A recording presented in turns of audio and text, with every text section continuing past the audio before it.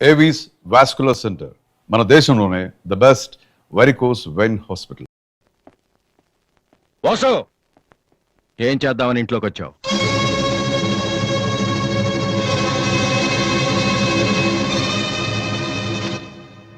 ఏంటిది?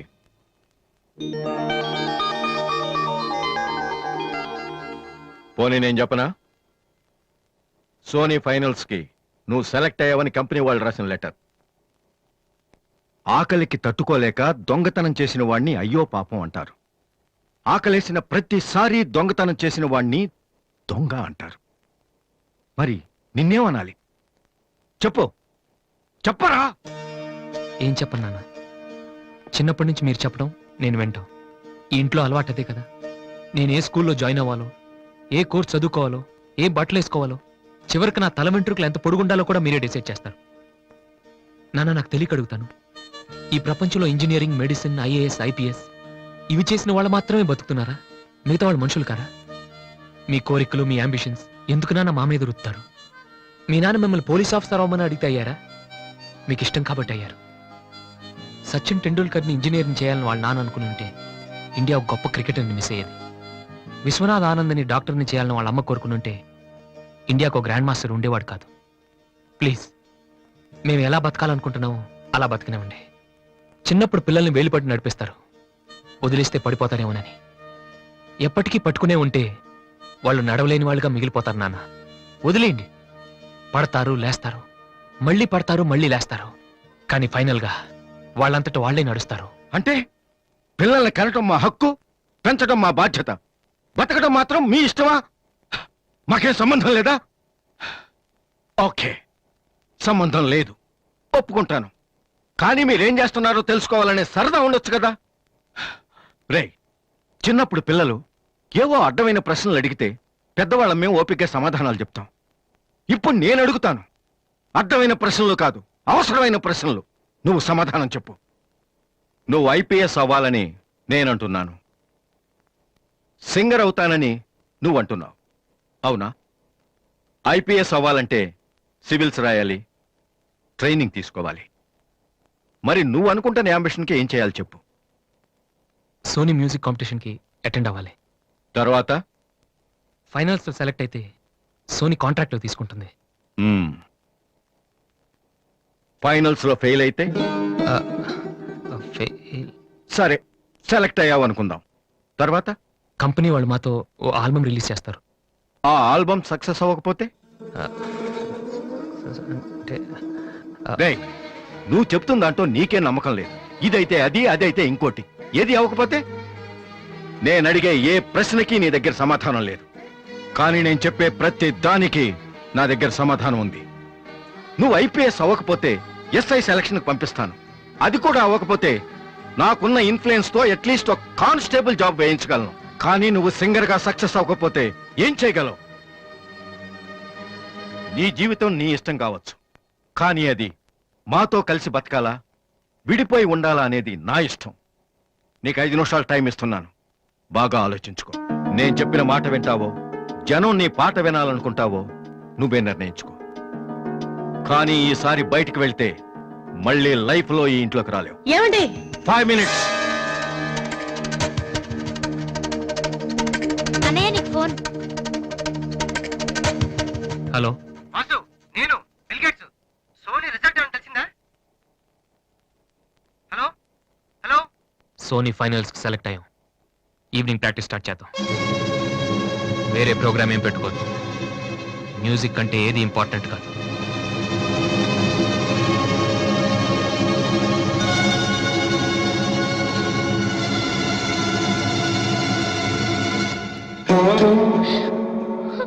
రేయ్, తండ్రికి భవిష్యత్తుకి భయపడినవాడు జీవితంలో పైకి రాలేడురా. నీకు ఈ రెండిట్లో ఏదన్నా గౌరవం లేదు. నువ్వు బాగుపడవురా, బాగుపడవు.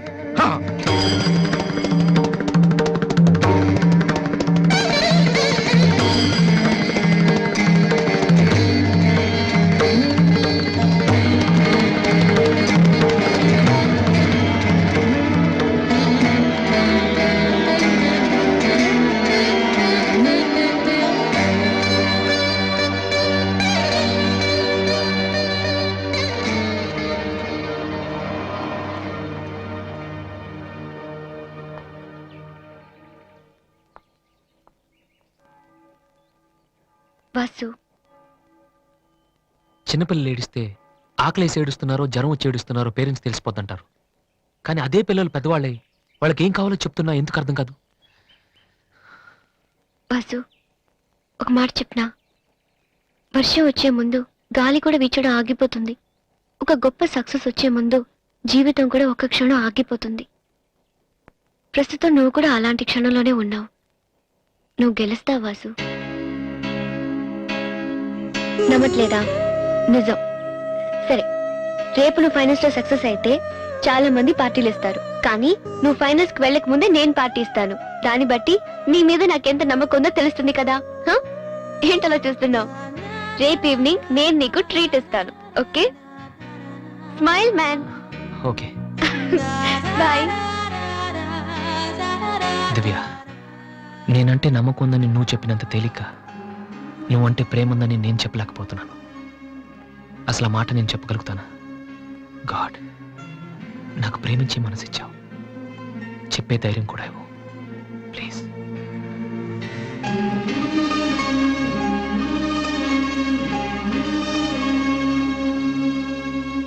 Two cold copies. Okay sir.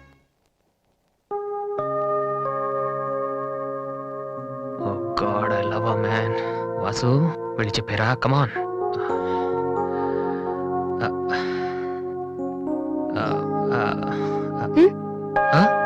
ఏమైనా అన్నావా? లేదే, చెప్తామన్నావు కదరా. హాయ్, ఆ? ఐఎమ్ లిఖితా కామిని. మేం తేజ టీవీలో మనసులో మాట అనే ప్రోగ్రామ్ చేస్తున్నాం.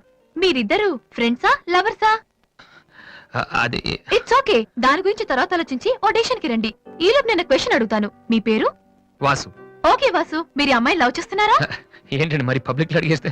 అనుకుందాం, ఫర్ ఎగ్జాంపుల్ మీరు తనకి చాలా రోజుల నుంచి ఐ లవ్ యూ చెప్పాలనుకుంటున్నారు. ఇప్పుడే ఇక్కడే ఆ విషయం చెప్పాలంటే ఎలా చెప్తారు? కమాన్ Vasu, it's a game.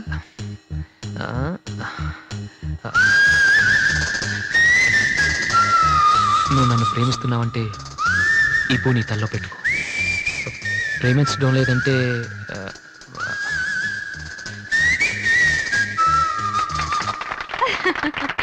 It's so simple but great. అడగగానే మా ప్రోగ్రామ్ లో పార్టిసిపేట్ చేసినందుకు చాలా థ్యాంక్స్. బాయ్. బాయ్.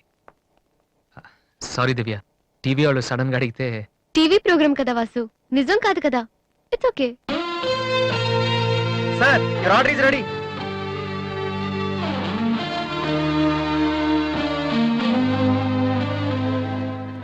ఏంట్రా వాసు, అంత ఈజీగా చెప్పేసింది? అంటే తన మనసులో నేను లేనేంటి?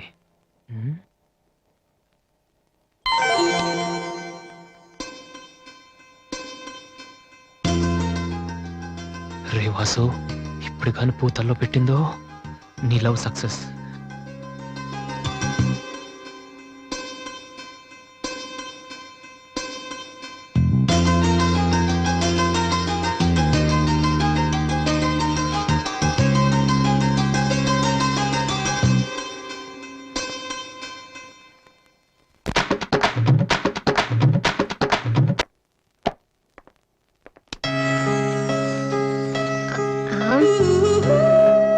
ఏంటి మాట్లాడితే పడిపోతున్నావు?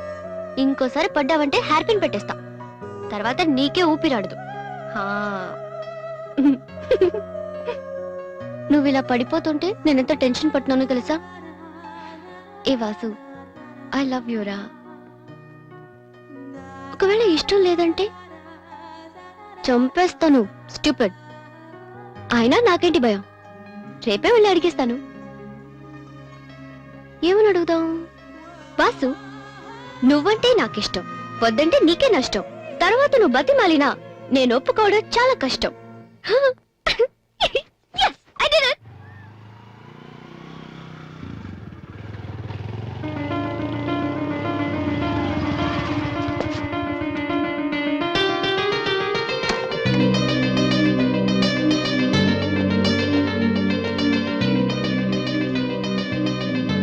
రాధి,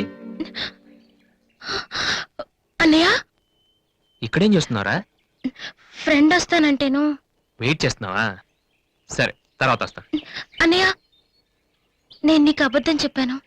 నాకు తెలుసు. నేను తప్పు చేస్తున్నాను అనిపించింది అన్నయ్య. తప్ప? తప్పు చేసే మొహం ఇది. ఏమైందిరా? ఊరుకో ఊరుకో.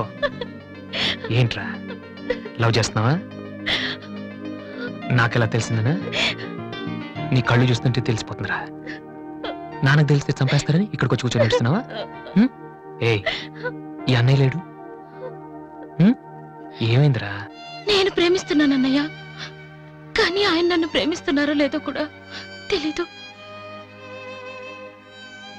ఇద్దరూ ప్రేమించుకున్న తర్వాత కూడా అమ్మాయిలు బయటకు చెప్పడానికి భయపడే ఈ రోజుల్లో అసలు నన్ను ప్రేమిస్తున్నారో లేదో కూడా తెలియకుండా ఎలా చెప్పనన్నయ్య?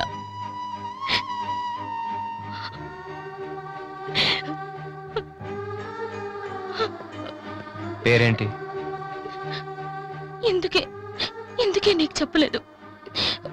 ఇది రెండు మనసులకు సంబంధించిన విషయం, ఎవరు ఏం చేయలేరు. అడిగేది మీ అన్నయ్య, అతని పేరేంటి? రాధి పేరేంటి? విఘ్నేష్. ఎక్కడుంటాడు? ఆస్ట్రేలియాలో. నీకెలా తెలుసు? లాస్ట్ టైం ఇండియాకి వచ్చినప్పుడు వైజాగ్ లో మన ఇంట్లో ఉన్నారు. మన ఇంట్లోనా? అప్పుడు నువ్వు హైదరాబాద్ లో ఉన్నావు. నాకు తెలియకుండా ఎవరి విఘ్నేష్? దివ్య వాళ్ళ అన్నయ్య. దివ్య వాళ్ళ అన్నయ్య.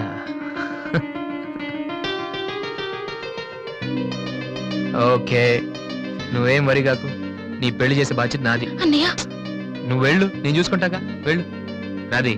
ఉమ్. ఈ చెరువు గట్లు, సిమెంట్ బెంచ్లు ఇవన్నీ మనకొద్దు. ఈ అన్నయ్యకి కొంచెం భయం. Okay, um. వెళ్ళు.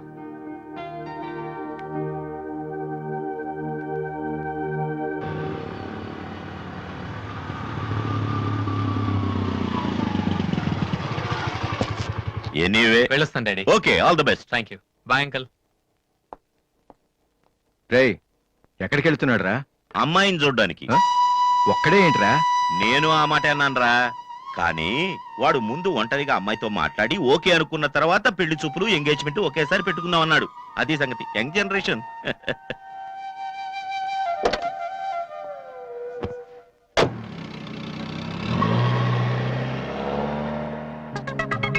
ఓహో, ఇతనేనా Vignesh?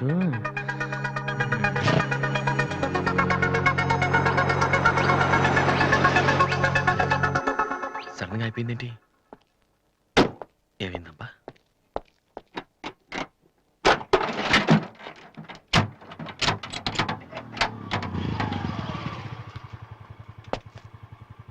Hello sir, fan belt slip అయి ఉంటుంది, చూడండి. థ్యాంక్స్. అవును, మీరెలా చెప్పారు? ఇది మా కారే సార్.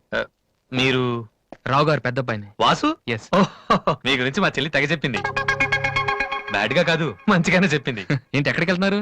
అమ్మాయిని చుట్టానికి. అమ్మాయినా? ఇటేపు కాలేజీలో ఏం లేవే. భలేవరే, పెళ్లి చూపులకు వెళ్తున్నానండి. పెళ్లి చూపులా?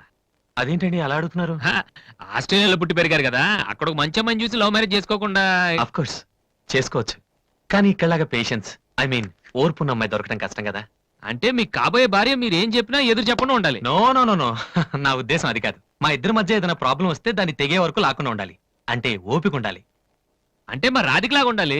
అది కూడా అంతేనండి, ఏం చెప్పినా ఎదురు మాట్లాడదు. మీరు చూస్తారు కదా. నెక్స్ట్, బాగా చదువుకుని ఉండాలి.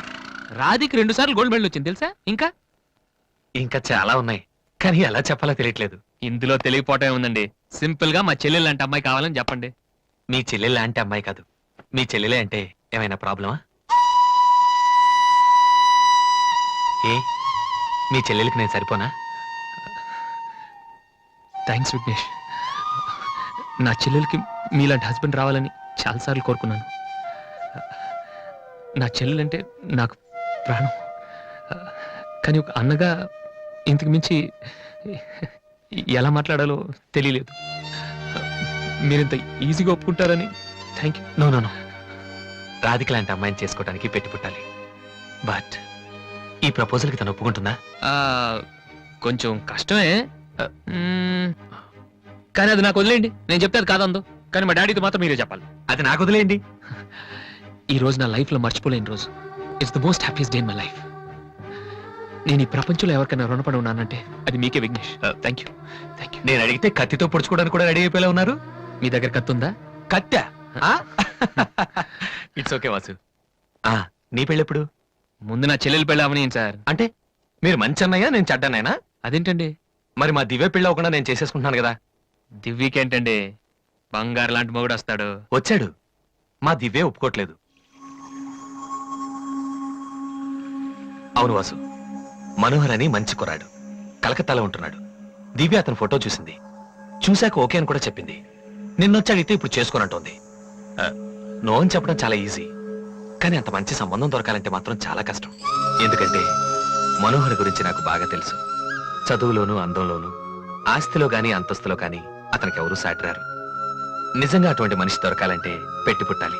నేను మా నాన్నగారు ఎంతో చెప్పి చూసాం, అయినా తను ఒప్పుకోవటం లేదు. అసలు ఇదంతా నేను నీకెందుకు చెప్తున్నానంటే, నీ చెల్లెలికి నేను తగినవాడిని నువ్వెలా అనుకుంటున్నావో, నా చెల్లెలికి అతనే కరెక్ట్ అని నేను అనుకుంటున్నాను. ఒక అన్నగా నువ్వు నన్ను అర్థం చేసుకుంటావు అనుకుంటున్నాను. దివ్యని గనక నువ్వు ఈ పెళ్లి కొప్పిస్తే నేనే నీకు రుణపడి ఉంటాను. ప్లీజ్ వాసు. వాసు, దివ్యని పెళ్లి కొప్పించే బాధ్యత నాది, మీరు వెళ్ళండి. Thank you.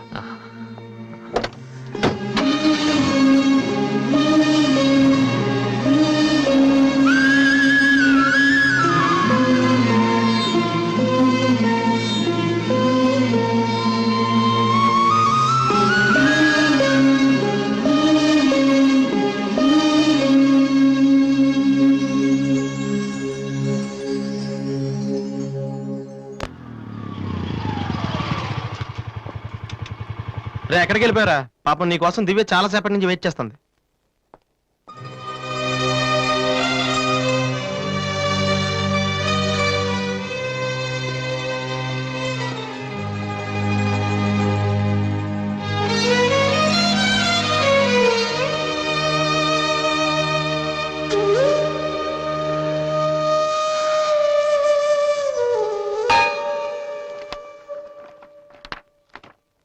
ఏ వాసు, ఎంతసేపు అయింది నువ్వు వచ్చి? ఇప్పుడే వచ్చాను. ఏంటి వాసు, ఏం వెతుకుతున్నావు? మ్యూజిక్ నోట్స్ ఇక్కడే ఎక్కడో పెట్టాను, కనిపించలేదు. ఒక్కడికి రెస్పాన్సిబిలిటీ లేదు. అసలు డంపింగ్ గ్రౌండ్ తయారు చేసి ఇడియట్స్. టెన్షన్ లో ఉంటే సరిగా ఆలోచించలే వాసు. కాసేపు వదిలేసి తర్వాత చూడు, అదే దొరుకుతుంది. కరెక్ట్. టెన్షన్ లో ఉంటే సరిగ్గా ఆలోచించలేము. మరే టెన్షన్ లేకపోయినా నువ్వెందుకు కరెక్ట్ గా ఆలోచించలేదు? నేనా? నువ్వే మీ అన్నయ్య ఫ్రెండ్ మనోహర్ని పెళ్లి చేసుకొని చెప్పావు కదా. ఏం తక్కువ అతనికి? అందం ఉంది, చదువు ఉంది, ఆస్తి ఉంది, నువ్వంటే ఇష్టం ఉంది. ఈ సంబంధం మీ వాళ్ళకి నచ్చింది. అలాంటి వాడిని వద్దన్నావంటే నువ్వు కరెక్ట్ గా ఆలోచిస్తున్నట్ట. దివ్య, ఇప్పుడున్న పరిస్థితులు మంచి మండపం దొరకడం కష్టం. అలాంటిది ఇంత మంచి పెళ్లి కొడుకు తలకిందులుగా తపస్సు చేసినా మళ్ళీ దొరకడు. మా ఇంట్లో వాళ్ళకి నచ్చితే చాలా, నాకు నచ్చక్కర్లేదా? చూడగానే ఏ మనిషి నచ్చడు దివ్య. ఎవరిదాకా ఎందుకు? నన్ను చూడగానే ఫస్ట్ నువ్వేమనుకున్నావు? ఓ జోకర్, ఫ్రాడ్ అనుకున్నావు. ఇప్పుడు ఫ్రెండ్ అంటున్నావు. మనోహర్ విషయంలో కూడా అలాగే జరగొచ్చని ఎందుకు అనుకోను?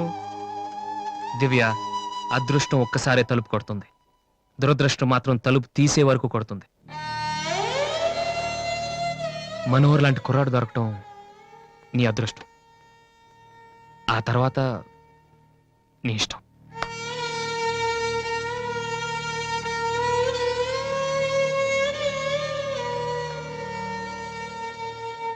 నిజంగా నా ఇష్టం ఏంటో తెలుసుకున్న వాడివైతే ఇలా మాట్లాడవు వాసు. ఓకే, నీకేది ఇష్టమో నాకు తెలీదు. పోనీ నువ్వు చెప్పొచ్చు కదా, నీ మనసులో ఎవరున్నారు చెప్పు.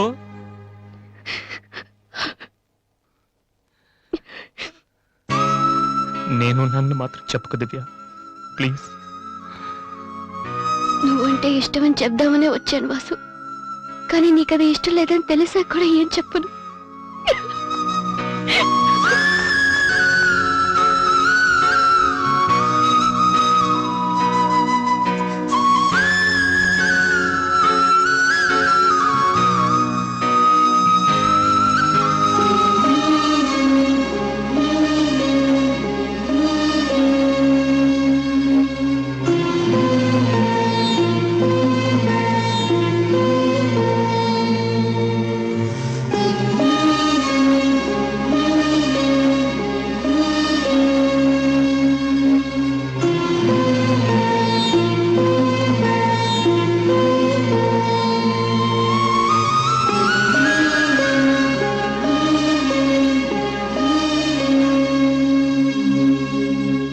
వాసు.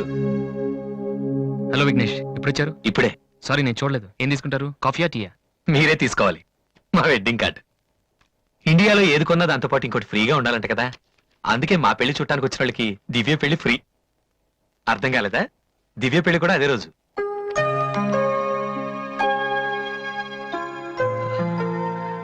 రెండు మ్యారేజెస్ కి ఒకటే కార్డ్, ఒకటే మండపం, ఒకటే డిన్నర్. ప్రెసెంటేషన్స్ మాత్రం రెండేసి ఇవ్వాలి.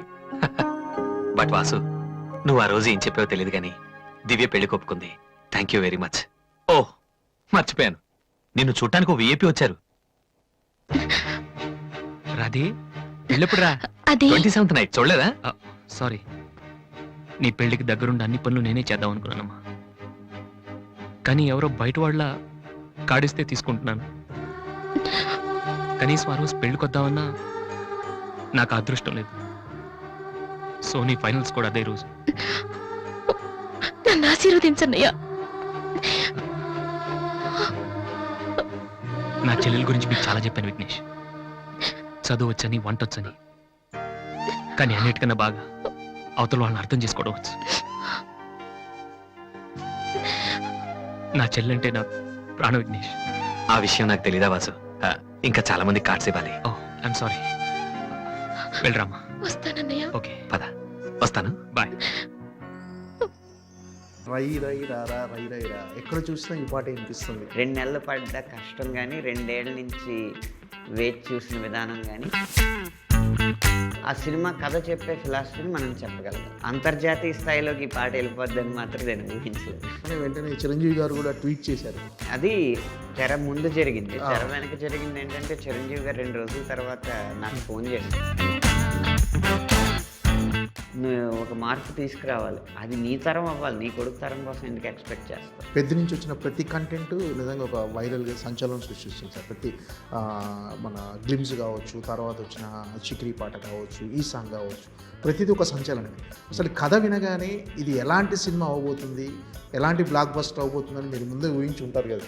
కమర్షియల్ ఫార్ములాని నమ్మకుండా కథను నమ్మి కమర్షియల్గా తీసిన సినిమా పెద్ద జ్ఞాపకంలాగా ఒక 10 రోజులు అలా మన మెదడులో అది ఒక బల్బులా వెలుగుతూ ఆరుతూనే ఉంటుంది. సంవత్సరానికి ఒక 10 హిట్ సినిమాలు వస్తాయి, 10 సంవత్సరాలకు ఒక గొప్ప సినిమా వస్తుంది. ఆ లక్ష్యం ఈ కథకు ఉంది.